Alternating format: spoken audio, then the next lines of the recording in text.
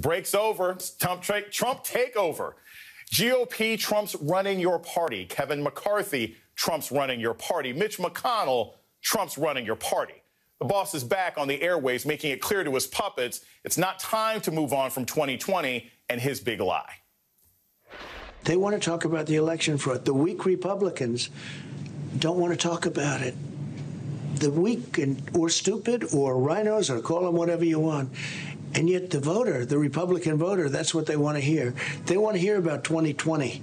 They want to find out. Really? They want to find out? They want to find out about 2020 as opposed to COVID belief?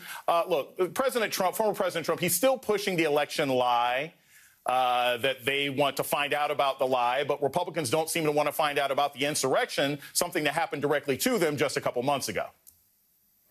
Our people better get smart, and our weak Republican leadership better do something about it, or they're not going to have a job, but it's going to be much worse. McConnell is hopeless, and he can't stop anything. Back with me is former RNC Chair Michael Steele and the Nation's Joan Walsh. Thank you all so much for being with me today. So, Joan, I'm going to start with this. President Trump goes on the OAN network, and the first thing he starts to talk about is why ratings have dropped for Fox. I want to play this soundbite and get your thoughts on the other side. Yes.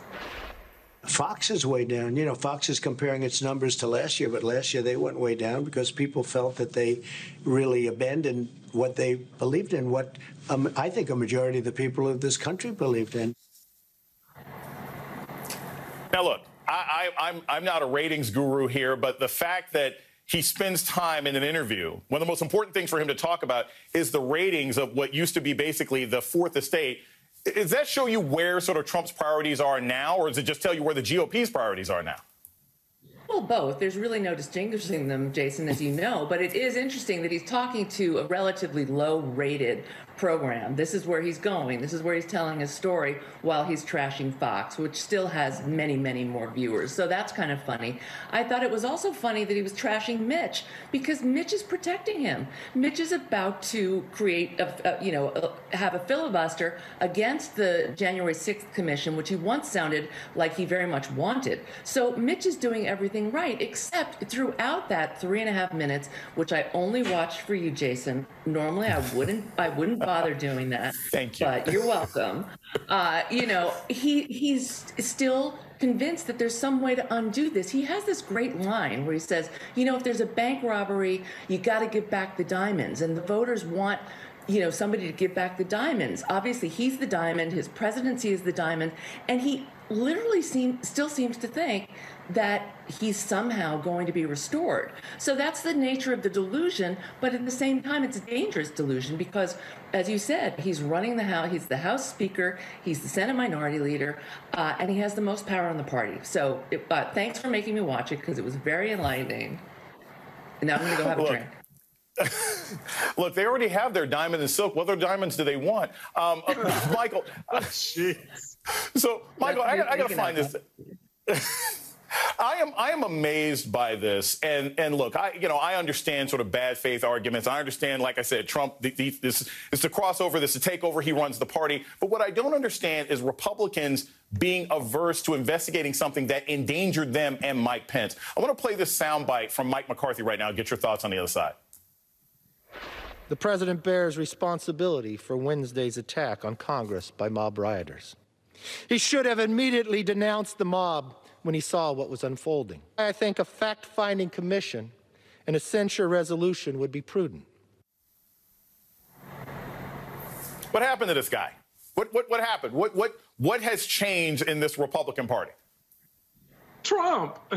That's the only change.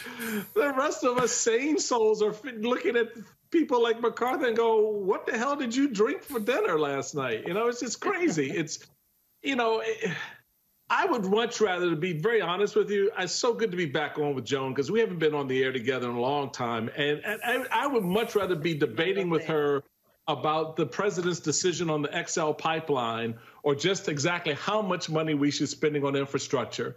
But here we are yet again, bubbling around this universe of stupid, trying to read tea leaves of people who are clueless about what happened because they want to be.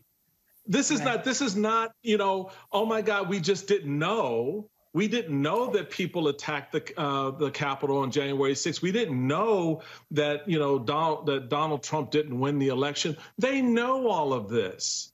And so to pretend like somehow, you know, we're discovering something with them, it's just foolishness. So we need to stop.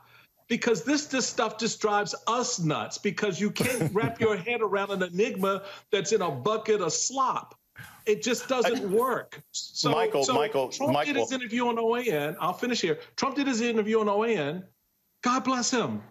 Turn the channel and move on to something else, because we just had an important discussion about our relationship with our partners on the Korean Peninsula. We've got an economy that's rebounding. We've got a country that's opening up. So there's so much more that we need to talk about. If Republicans want to spend their time around Donald Trump's skirt, trying to figure out how to, you know, hug that kneecap, let them. We move on as a country. I'll say this quick. We'll take it to Joan. One, again, I don't understand a party that can't recognize the difference between terrorists and tourists. Joan, heading into 2022, do you think, quickly, is this going to be an albatross around the Republican Party's neck, or do their voters just not care about this obsession with a one-term, twice-impeached president who's hanging out and blogging in Florida?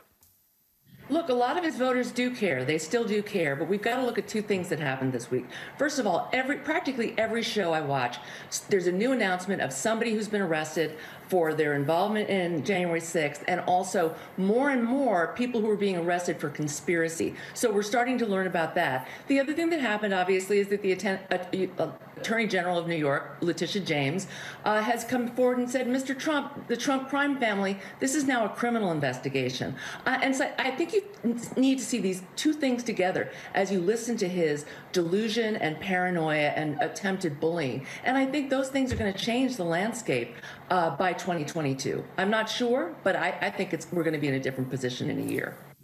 I am never optimistic, but I actually believe you on this one. Joan Walsh and Michael Steele, thank you so very much.